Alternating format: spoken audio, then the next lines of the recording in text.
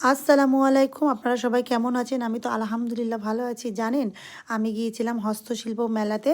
তো অনেক দিন হয়ে গিয়েছে, ভিডিওটা বানিয়েই রাখছিলাম। তো ভিডিওটা দিতে পারি নাই, কারণ আমার ফোনটা খারাপ হয়ে গিয়েছিল। আর এই জন্য ভিডিও আমি ভেবেছিলাম ডিলিট হয়ে গিয়েছে, না ডিলিট হয়নি। এই জন্য আমি একটু এডিট করে দিয়েছি। আর দেখেন চুপড়ি বানাচ্ছে কীভাবে।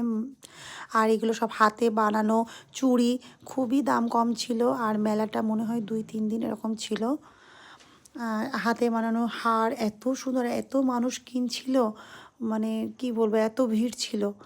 যখন আমি গিয়েছি তখন অতটা ভিড় ছিল না, তারপরে যত সন্ধ্যা হচ্ছে এত ভিড়, মানে কি বলবো। আর এইসব টেবিল চেয়ারগুলো দেখেন কত সুন্দর, তাই না? সবাই কিনছে এগুলো। আর এই পাপোশগুলোরও অনেক দাম কম ছিল, কার্পেটগুলোর অনেক দাম কম ছিল।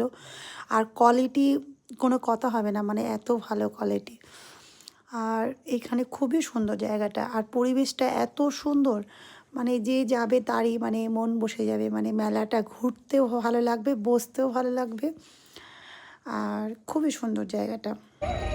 আর এগুলো 14 দেখেন, তারিখ তাহলে এসেই গেছে, আমি তার একটু 2 দাম দিন জিজ্ঞাসা করেছিলাম, শনিবার বলেছিল রবিবারের 20 শেষ। টাকা 30 টাকা এরকমই। আমি ভয়েসটা মনে হয় ডিলিট এগুলো করে কি নেওয়া মাথার আছে। পাতা? দেখবেন বাচ্চাদের খেলনার জন্য যে পদ্ধতি আছে, আর এগুলো মাথায় আর কাটা। পাখাগুলো কেমন দাম আছে?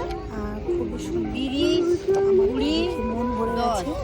আর এবছর তেমন কিছু আমি কিনি নাই, টুকিটাকি জিনিস কিনেছিলাম। ভাবছি সামনে বছর যখন হস্তশিল্প মেলা আসবে তখন অনেক কিছু কেনার ইচ্ছা আছে, মানে ভেবে রাখছি যে এগুলো এগুলো কিনতে হবে। আর পাটের ব্যাগগুলো দেখেন কত সুন্দর, তাই না?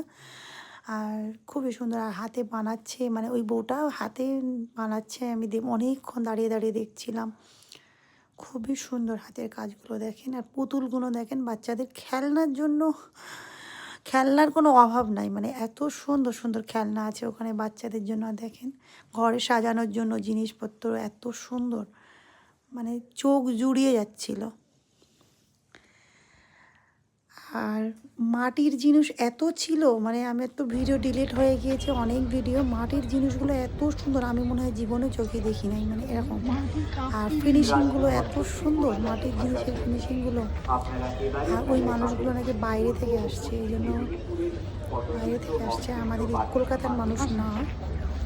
খুবই সুন্দর। আর ব্যাগগুলো দেখেন, এগুলো ভালো ছিল। ভিডিও করছিলাম, তারপরে আমি তো পুরো ভিডিও করতে পারবো না, কারণ মানে কত মানে প্রত্যেকটা জায়গায় জায়গায় মানুষ জিনিসপত্র নিয়ে বিক্রি করছে। আর এই বাচ্চাদের ব্যাগগুলো দেখেন, মনে হচ্ছিল একটা নিয়ে ফেলে, ভালো লাগছে। এই জন্য আমি ভিডিও করে রাখছি। আল্লাহ হাফিজ, সবাই ভালো থাকবেন। ভিডিওটা কেমন হয়েছে জানাবেন।